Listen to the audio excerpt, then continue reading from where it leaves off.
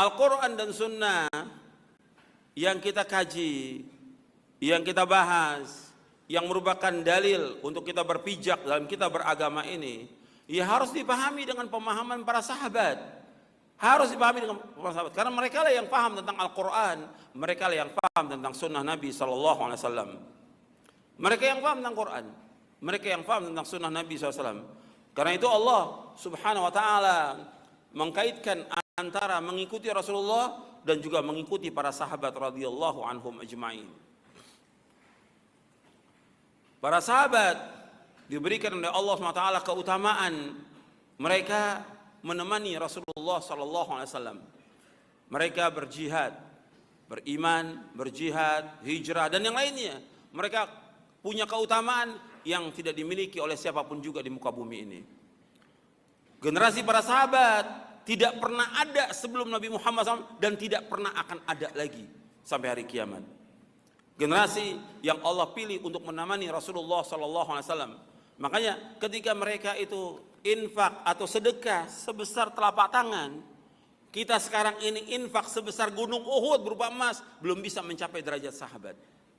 Dalam hadis yang sahih yang diriwayatkan oleh Imam Bukhari, Muslim dan yang lainnya, Nabi bersabda, la tasubbu ashabi falau anna ahadakum anfaqa mithla uhudin dhahaba ma balagha mudahadim wala nasifa. Kata Nabi SAW, jangan kalian mencaci maki sahabatku, jangan mencaci maki sahabatku, jangan mencela sahabatku. Kalau seandainya seorang dari kalian infak sebesar gunung Uhud berupa emas, itu belum bisa mencapai derajat sahabat yang infak sebesar 2 telapak tangan. Wala nasifah, separuhnya pun tidak. Hadis ini sahih, Bukhari, Muslim dan yang lainnya. Artinya kalau sahabat infak berupa makanan sebesar kedua telapak tangan, kita sekarang infak sebesar gunung Uhud, belum bisa mencapai derajat sahabat. Karena apa? Karena imannya mereka, karena yakinnya mereka, karena ikhlasnya mereka dan yang lainnya. Sahabat merupakan sebaik-baik umat. Kata Nabi SAW, khairu ummati qarni thumma alladhina yalunahum thumma alladhina yalunahum. Sebaik-baik masa pada masaku ini, kemudian yang sesudahnya, kemudian yang sudahnya. Jadi masa yang terbaik yaitu masanya Rasulullah, itu masanya para sahabat, kemudian sudahnya tabi'in, kemudian yang sudahnya para tabi'in. Ketika disebutkan sebaik-baik umatku atau khairu ummati, sebaik-baik umatku, atau khairukum, sebaik-baik kalian, itu kebaikan mereka bukan tentang wajahnya, bukan tentang tubuhnya, bukan tentang rumahnya, bukan tentang kendaraannya, bukan tentang hartanya, tapi kebaikan berkaitan dengan apa? Dengan akidahnya mereka, dengan ilmunya mereka, pemahamannya mereka, akhlaknya mereka, dakwahnya mereka. Mereka yang terbaik dari semua manusia yang ada di muka bumi ini. Kalau Nabi sudah menyebutkan khairu ummati qarni, sebaik-baik umatku pada masaku ini.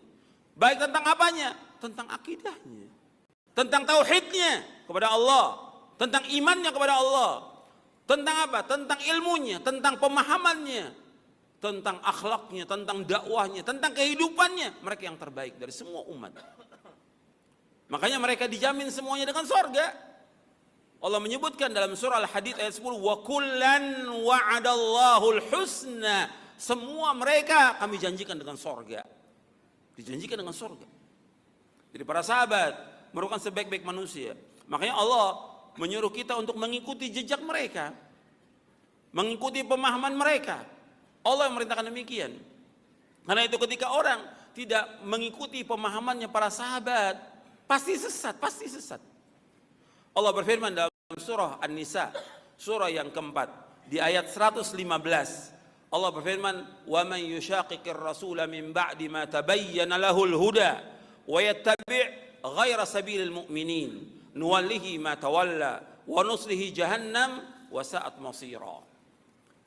Dan barang siapa yang menentang Rasul, sudah jelas baginya petunjuk, dan mengikuti jalan selain jalan kaum mukminin, maka kami akan biarkan dia sesat dan kami akan masukkan dia ke neraka jahanam, dan jahanam sejelek-jelek tempat kembali.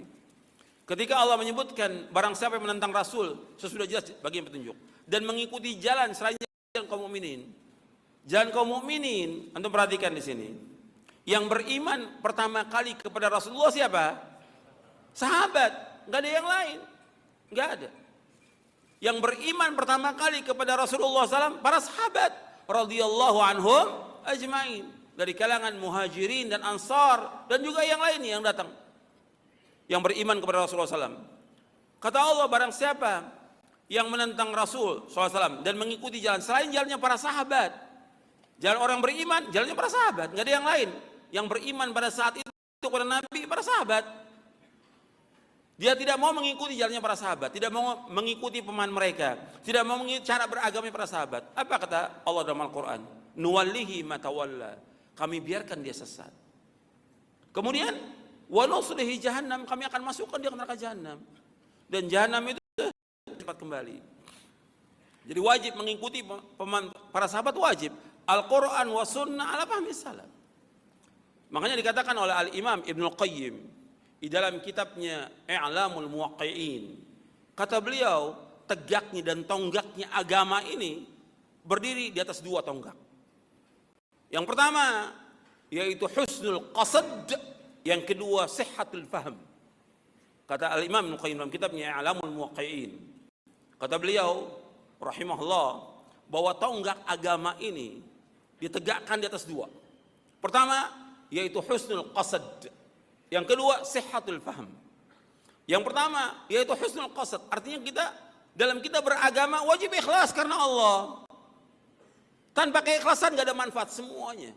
Kita nuntut ilmu harus ikhlas, kita mengajar harus ikhlas, kita sedekah harus ikhlas, kita melakukan apa saja semuanya harus ikhlas karena Allah. Husnul qasad. Tanpa keikhlasan gak akan diterima. Karena itulah agama, tegaknya agama dengan ikhlas. Itu yang pertama. Kalau nggak ada ikhlas gak akan diterima. Karena amal tergantung dari keikhlasan. Innamal a'malu binniyat wa innamal likulli imri'in ma nawa. Amal-amal tergantung daripada niatnya, dan seorang akan dapat tergantung dari apa? Niatnya.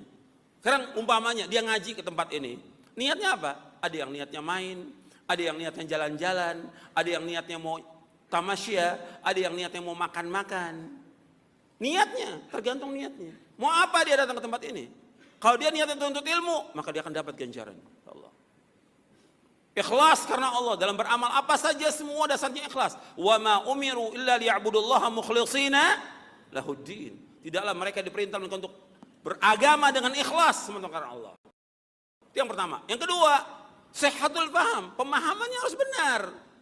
Dalam beragama harus pemahamannya benar. Ketika pemahaman salah, sesat pasti dia. Pemahamannya harus benar. Dalam kita beragama pemahaman harus benar. Sihhatul faham, pemahaman harus benar. Makanya kita wajib mengikuti pemahaman para sahabat radhiyallahu anhum ajma'in. Wajib kita mengikuti pemahaman mereka. Dasarnya Al-Quran banyak dan puluhan dalil. Saya sebutkan dalilnya dalam buku Mulia dengan Manhaj Salaf. Lebih dari 50 dalil. Lebih dari 50 dalil tentang wajibnya mengikuti pemahaman para sahabat radhiyallahu anhum, 50 dalil dari Quran, dari sunnah, kemudian dari athar para sahabat, tabi'in dan yang lainnya. Ini harus kita ikut. Kita harus bisa memahami agama dengan pemahaman mereka. Karena Nabi SAW ketika menyebutkan, perhatikan, ketika Nabi SAW menyebutkan umat ini akan berpecah menjadi 73 golongan, sataftariku ummati ala 73 firqah kulluha finnar ila wahidah. Qalu ya Rasulullah mal wahidah? Qala al-jamaah. Kata Nabi SAW, umatku akan berpecah. Setelah Nabi menyebutkan umat Yahudi berpecah menjadi 71 golongan, Nasrani 72 golongan, umat Islam 73 golongan. Kata Nabi, 73 ini 72 masuk neraka, 1 masuk surga. Yang masuk surga ini kepada siapa ya Rasulullah? Al-jamaah. Maksudnya al-jamaah dijelaskan dalam hadis yang lain. Ini hadis sahih riwayat Imam Ahmad, Abu Daud, At-Tirmidzi dan yang lainnya. Dalam hadis yang lain yang diriwayatkan oleh Imam Hakim dan juga At-Tirmidzi dari sahabat Abdullah bin Amr bin As, disebutkan satu yang selamat itu ma ana alaihil yauma wa ashabi, yaitu orang yang mengikuti aku dan para sahabatku. Mengikuti aku dan para sahabatku. Ini dia akan selamat kalau mengikuti Rasulullah dan para sahabatnya. Ini jelas nasnya, dalilnya jelas, riwayatnya jelas. Maka jalan selamat, kita semua ingin selamat dan kita semua ingin masuk surga. Ikuti jalan para sahabat. Mudah tidak sulit. Mengikuti pemahaman para sahabat mudah, dalilnya ada, semua ada. Tinggal kita ikut. Nggak ada yang sulit dalam kita beragama, tidak ada yang sulit. Semua dalam kita beragama, dalam kita berakidah, dalam kita bertauhid, dalam kita beribadah kepada Allah, semuanya mudah. Nggak ada satupun dalam agama yang sulit, tidak ada sama sekali. Kata Nabi SAW, inna hadad dina yusrun, agama Islam ini mudah, nggak ada yang sulit. Itu harus kita ingat itu. Ini pemahaman tentang pemahaman sahabat ini yang wajib kita ikuti, mudah.